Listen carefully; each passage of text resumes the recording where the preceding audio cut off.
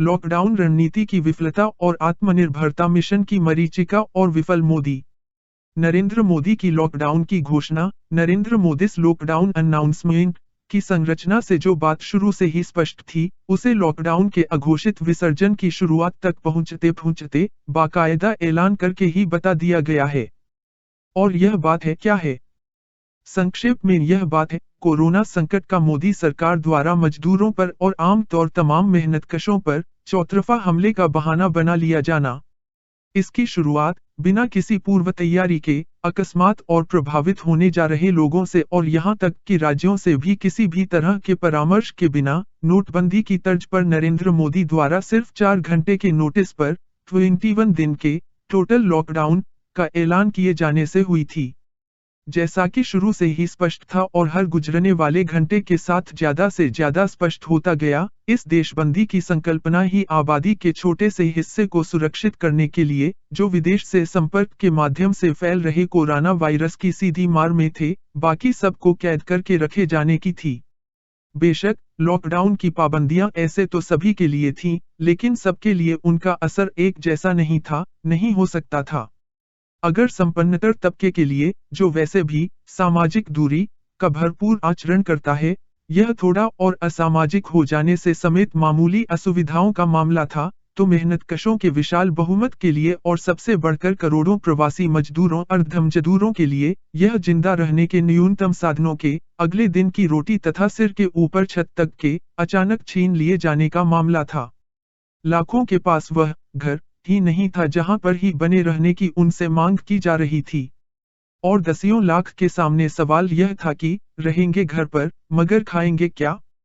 यह सच्चाई दूसरे तीसरे दिन ही तब आंखों में उंगली डालकर दिखाने की हद तक साफ हो गई, जब अंतर्राज्यीय और राज्यों के अंदर के भी दसियों हजार प्रवासी मजदूर अपने घरों गांवों के लिए लौटने के लिए कोई साधन मिल जाने उम्मीद में देश की राजधानी में प्रमुख बस अड्डों पर जमा हो गए। शुरुआती ऊहापोह के बाद केंद्र सरकार द्वारा इसके स्पष्ट आदेश जारी कर दिए गए कि घर लौटने के लिए कोई साधन मुहैया कराया जाना तो दूर, उन्हें रास्तों पर चलने निकलने से भी सरकारी दमनतंत्र के सहारे रोका जाएगा। उसके बाद से जो जहां है वहीं रहे के प्रधानमंत्री के निर्देश को धता बताते हुए प्रवासी मजदूरों तथा अन्य अनियमित आजीविका से गुजारा करने वालों का कमाई के लिए वे जिस घर को छोड़कर आए थे, उसी की ओर लौटने का जो अवर्णनीय रूप से कठिन तथा कुर्बानियां लेने वाला संघर्ष शुरू हुआ, लॉकडाउन के लगभग 55 दिनों में कमोबेश लगातार जारी रहा है। हाँ, लॉकडाउन के हरेक विस्तार के साथ काम कमाई आत्मसम्मान की उम्मीद पीछे खिसकने के साथ इस पलायन की और पलायन करने वालों की हताशा की लहर ऊपर से ऊपर ही उठती गई है। टोटल लॉकडाउन के छोर पर कोटा में फंसे छात्रों को निकालने से शुरू हुए सिलसिले में फंसे हुए तीर्थयात्रियों तथा अन्य यात्रियों आदि के साथ प्रवासी मजदूरों को भी निकालने के लिए काफी हिचकिचाहट के साथ सीमित संख्या में ट्रेनें बसें मुहैया कराने की शुरुआत के साथ ही मौजूदा सरकार का वर्गीय चेहरा साफ साफ दिखाई देने लगा।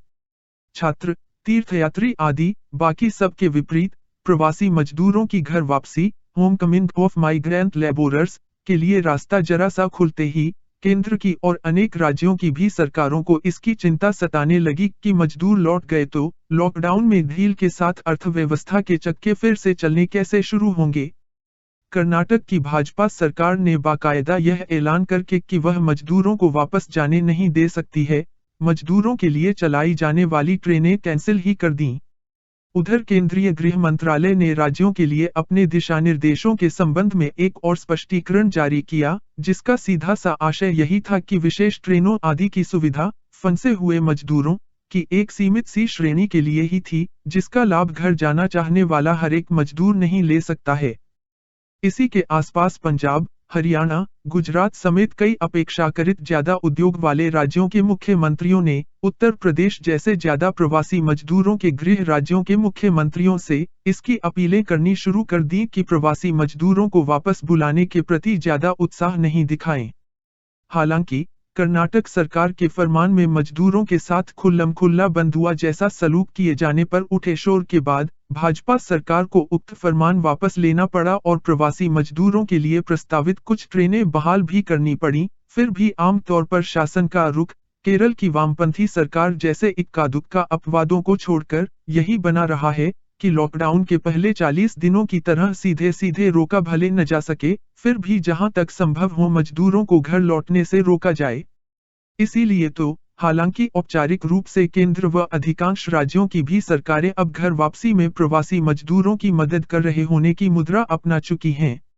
और केंद्र सरकार तो इसके लिए ट्रेन सेवाएं अपनी ओर से मुफ्त मुहैया कराने तक का दावा कर रही है, जो जाहिर है कि इतना झूठा है कि मोदी के अपने गुजरात की सरकार सत्ताधारी पार्टी के नेताओं के जरिए अपने राज्य जाने वाले प्रवासी मजदूरों से ट्रेन के लिए सामान्य से कुछ अधिक किराया वसूल कर रही है।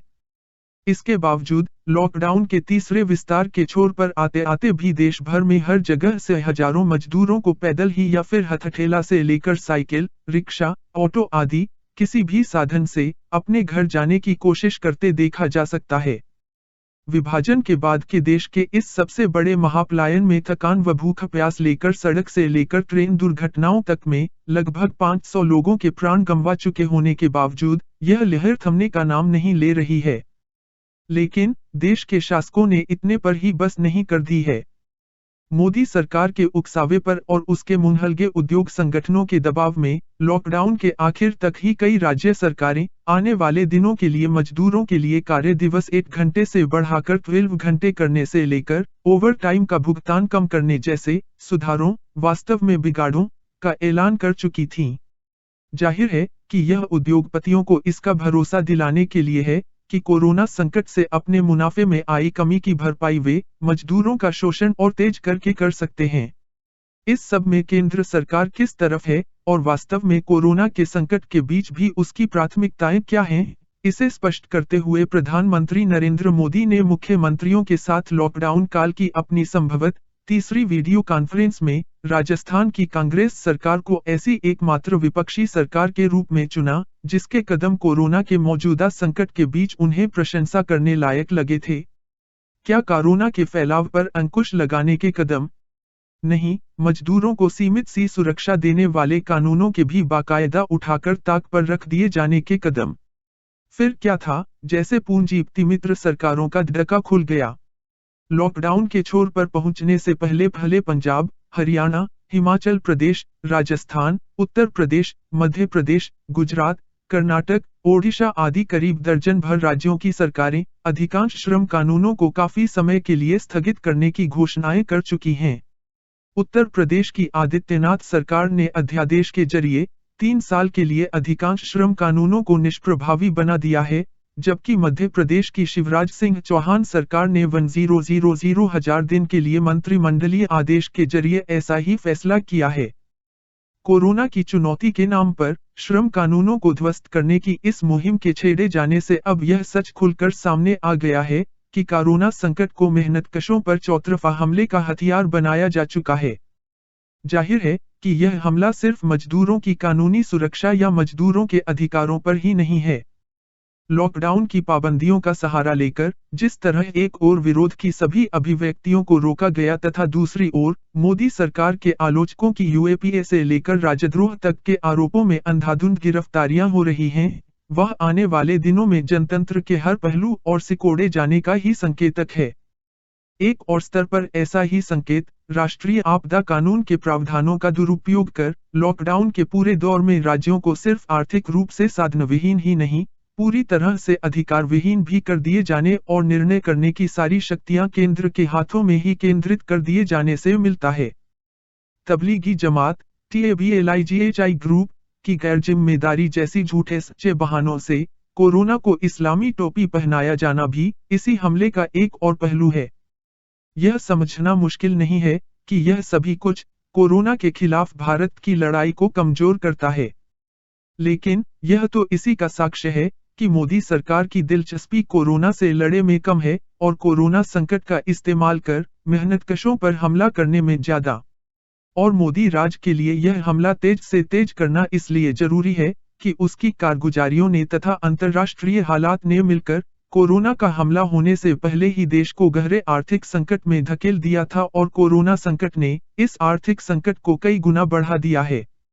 इसे अपने शासन के लिए और अपने कारपोरेट आकाओं के मुनाफों के लिए संकट बनने से बचाने के लिए उसे कोरोना जैसा बहाना चाहिए।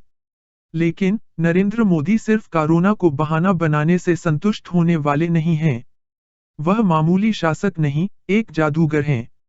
अंग्रेजी की संज्ञा का प्रयोग करें तो वह उस्ताद इल्यूजनिस्ट यानी मरीचिकाबाज हैं।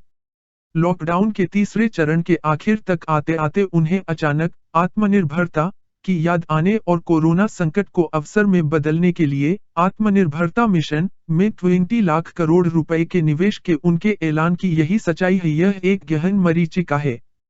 इस मरीचिका का फौरी मकसद मुख्य लॉकडाउन के जरिए कोरोना का मुकाबला करने की नरेंद्र मोदी की रणनीति की घोर विफलता पर पर्दा डालना है।